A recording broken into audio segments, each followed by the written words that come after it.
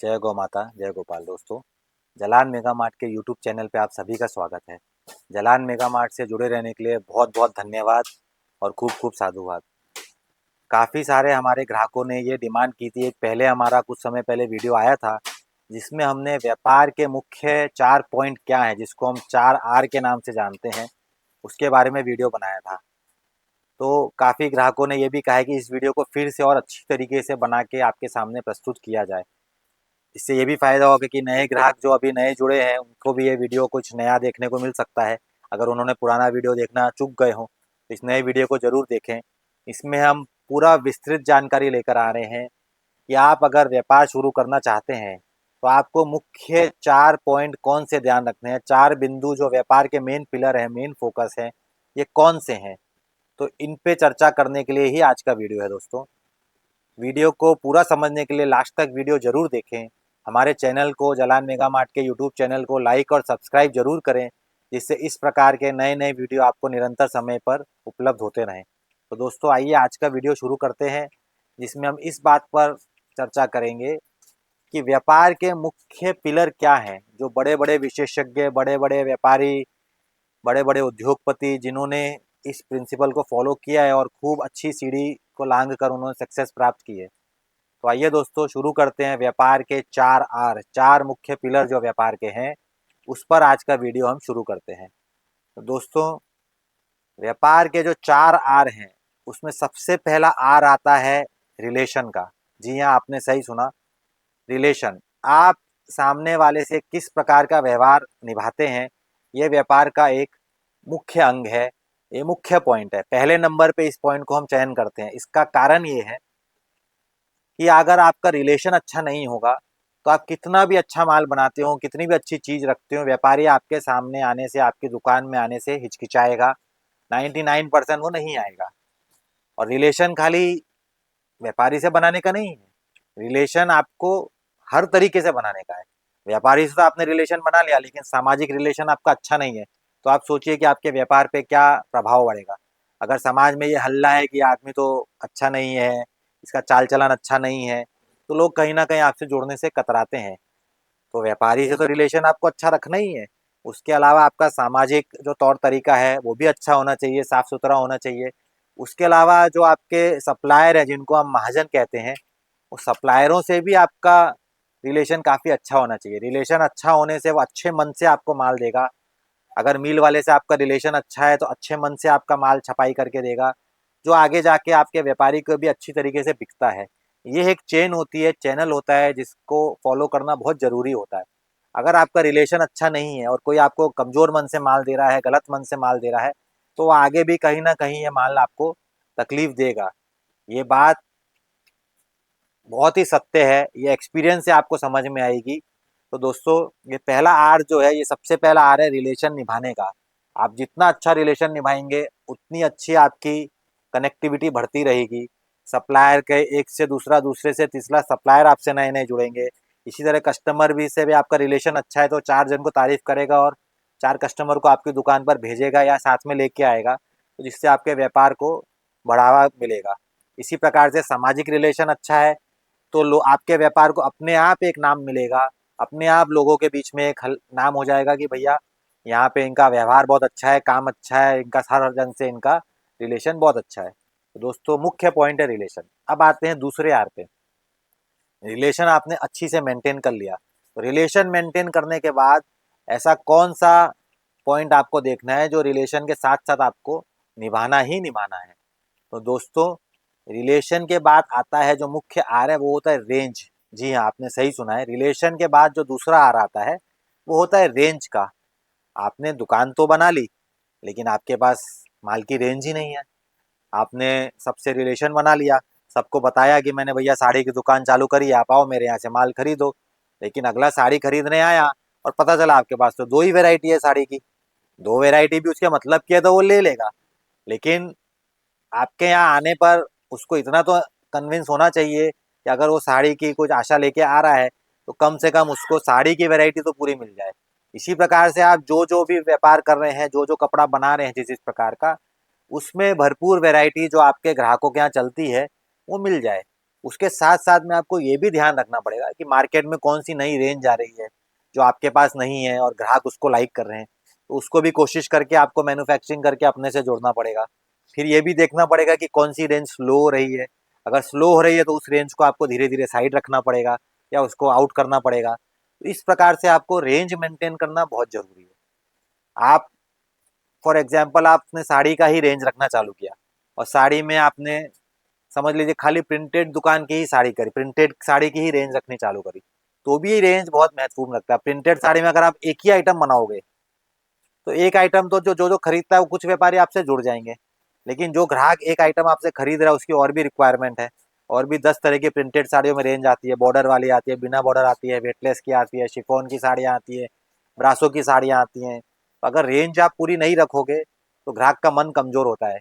वो चाहता है कि एक जगह जाए जहाँ उसका समय 2 घंटा 4 घंटा लग रहा है तो वहां पर ही उसका पूरा काम हो जाए या फिर अधिकतर काम हो जाए।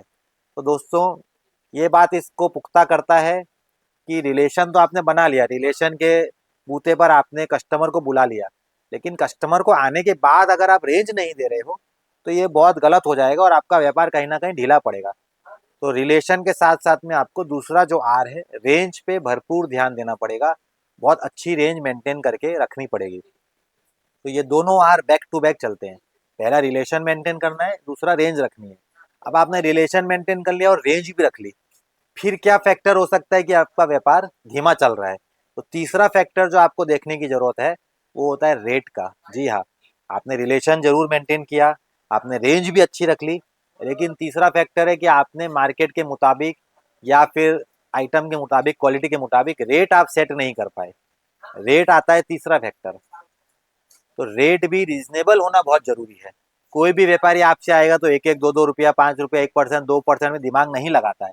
वो मोटा मोटी देखता है कि आपके पास चीज अच्छी है, क्वालिटी अच्छी है, वेराइटी अच्छी है, और उसके साथ साथ में अगर आपका रेट भी रीजनेबल है, वो ये देखेगा कि भैया 100 रुपये की कोई क्वालिटी आपके यहाँ उसको अच्छी लगी तो ले जाके अपना 150 रुपये में, 170 रुपये में, 130 रुपये में, जो भी वो फिक्स मार्जिन से बेचता हो या कोई भी मार्जिन से बेचना चाहता हो, उसके यहाँ पे हंसते हंसते बिक जावे।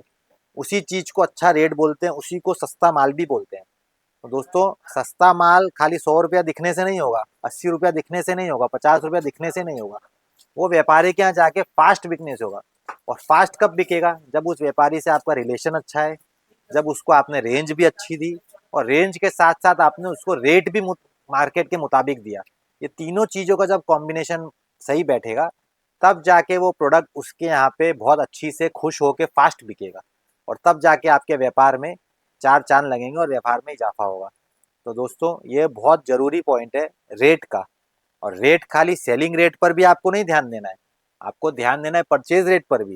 ये मैन्युफैक्चरिंग के लिए हम वीडियो बना रहे हैं कि अगर आप मैन्युफैक्चरिंग करते हो तो आपको परचेज पर भी वीडियो देना है। अगर आप दुकानदारी कर रहे हो तो आपको सूरत से तो माल खरीद रहे हो, उस रेट पे तो ध्यान देना ही है। आप जो रेट बेच रहे हो उस रेट पर भी ध्यान देना है। तो ये हर जगह पे लागू होता है। तो खरीदने पर भी रेट लागू होता है कि आपकी खरीदी सही होनी चाहिए। आप थोड़ा स्टडी करके, थोड़ा सा रिसर्च करके, थोड़ा सा देख कर फिर अपनी रेंज चुनिए, फिर अपना रेट चुनिए। उसी तरह बेचने में भी थोड़ा मार्केट को स्टडी करिए कि ये प्रकार की जो रेंज आप रख रहे हैं ये किन रेटों में इजीली बिक जाती है, इनके बायर कौन है, आपकी टारगेट ऑडियंस क्या है। कि अगर आप फेरी वाले को बेचना चाहते हैं तो आपको लो रेंज का माल रखना पड़ेगा। अगर आप थोड़े अच्छे दुकानदार को जो दुकान से बेचते हैं उन लोगों को बेचना चाहते हैं, थोड़ी अच्छी क्वालिटी आपको रखनी पड़ेगी और मीडियम रेट की दुकानदारी करनी पड़ेगी। आप थोड़ी हाई सोसाइटी में बेचना चाहते हैं तो उस प्रकार का प्रोडक्ट आपको रखना पड़ेगा और थोड़ी रेंज हाई रखनी पड़ेगी। तो आपका जो टारगेट कस्टमर है उस हिसाब से आपकी दुकान की रेट और रेंज भी मेंटेन होनी चाहिए। तो दोस्तों, ये 3 आर आपको समझ में आ गए होंगे। पहला रिलेशन, रिलेशन मेंटेन किया, साथ में आपने रेंज मेंटेन करी और साथ में आपने रेट मेंटेन किया। तो ये तीनों चीजें लागू होने से बहुत ही अच्छा आपका व्यापार चालू होने की गुजारिश है। अगर ये 3 चीज आप मेंटेन कर लेते हैं और फिर भी कहीं मार खा रहे हैं तो सोचने की बात है।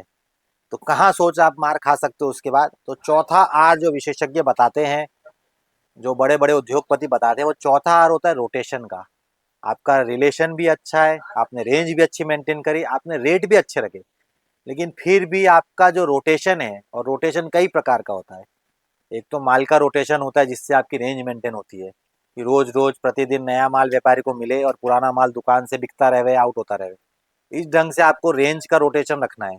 दूसरा, आपको आपका फाइनेंस का रोटेशन भी प्रॉपर रूप से होना चाहिए कि आपको सप्लायर से समय पे आपको फाइनेंस आ रहा है, पैसा आ रहा है, सप्लायर को आप समय पे पैसा दे रहे हैं तो डिलीवरी आपको सही समय से देगा, माल भी आपको अच्छा देगा, 21 देगा, जिससे आपकी दुकान को चार चांद लगने में मदद मिलेगी। इसी प्रकार से आप जो अपने कस्टमर को माल बेच रहे हो, उससे आपका रोटेशन फास्ट हो रहा है तो ऑटोमेटिकली आपकी सप्लायर की रोटेशन की साइकिल है वो फास्ट हो जाएगी। तो हर प्रकार से ये रोटेशन की साइकिल जो चौथे पॉइंट पे अपने रखते हैं, ये भी बहुत ज़रूरी है कि रिलेशन, रेंज, रेट, ये तीन चीज़ मेंटेन होने पर भी अगर आप कहीं मार खा रहे हो तो आपको अपनी रोटेशन साइकिल पे रिसर्च करने की ज़रूरत है। आप एग्जाम्पल करिए कि आप 6 महीने में, 7 महीने में पेमेंट दे के माल खरीद रहे हो, तो कोई भी सप्लायर अपनी जेब से पैसा दे के आपको माल नहीं देने वाला, ये बात आप सब मानते हैं। तो कहीं ना कहीं वो जो पैसा है वो 100 रुपये का फॉर एग्जाम्पल साड़ी है, तो कहीं ना कहीं वो ब्याज का पैसा माल पे ही जुड़ेगा, भले ही आपको पता चले चाहे नहीं चले। वो आप ही का पैसा आप ही से वसूलने वाला है, अपनी जेब से कोई नहीं देने वाला है। तो कहीं ना कहीं धीरे धीरे आपको वो 100 रुपये का माल 105, 110 रुपये में मिलने लगेगा। वहीं जो आपका कॉम्पिटिटर है मार्केट में, और वही 100 रुपये में खरीद रहा है, और फिर तो उसको बेचने में भी फर्क पड़ जाएगा। आप तो 105 का खरीद रहे हो या 110 का खरीद रहे हो और सामने वाला 100 का खरीद रहा है। तो आप 105 का खरीद के मान लीजिए 125 में बेचोगे, तो सामने वाले के पास लिबर्टी है कि वो 120 में बेच पाएगा या 115 में बेच पाएगा। तो कौन मजबूत स्थिति में हुआ। तो इसलिए रोटेशन भी बहुत इंपॉर्टेंट पॉइंट है। तो ये चारों पॉइंट आपको ध्यान में रखने हैं, और ये चारों पॉइंट अगर आपने मैनेज कर लिए तो फिर आपको व्यापार की सीढ़ी पर चढ़ने से, फास्ट चढ़ने से कोई नहीं रोक पाएगा। ये सारे विशेषज्ञ बताते हैं, सारे उद्योगपति बताते हैं। तो दोस्तों, 4 आर जो आपको मेंटेन करने हैं, रिलेशन सबसे पहला, उसके बाद दूसरा आर जो हमने बताया वो है आपका रेंज, उसके बाद जो तीसरा आर हमने बताया वो है आपका रेट, और जो चौथा आर है इन तीनों के साथ साथ वो आपको मेंटेन करना है रोटेशन का। तो ये 4 आर अगर आप मेंटेन करते हैं तो आपका व्यापार बहुत सुचारू तरीके से चल सकता है, अच्छी तरीके से आप उसको डेवलप कर सकते हैं। इसको हमको हर समय ध्यान में रखने की ज़रूरत है। तो दोस्तों, आज का वीडियो हम यहीं पे क्लोज करेंगे। आपको वीडियो कैसा लगा कमेंट सेक्शन में ज़रूर बताइए। आपके कोई प्रश्न हो तो कमेंट सेक्शन में ज़रूर पूछिए। हमारी टीम भरपूर प्रयास करेगी कि पर्सनल तरीके से आपके प्रश्नों का हम जवाब दे पाएँ। किस प्रकार का वीडियो देखना चाहते हैं ये भी हमें बताइए, तो हम प्रयास करेंगे कि जल्द ही उस प्रकार का वीडियो भी हम लेके आएँ। तो दोस्तों, वीडियो को अंत तक देखने के लिए बहुत बहुत धन्यवाद, और आप सबका जलाल मेगा में फिर से एक बार बहुत बहुत स्वागत है। धन्यवाद।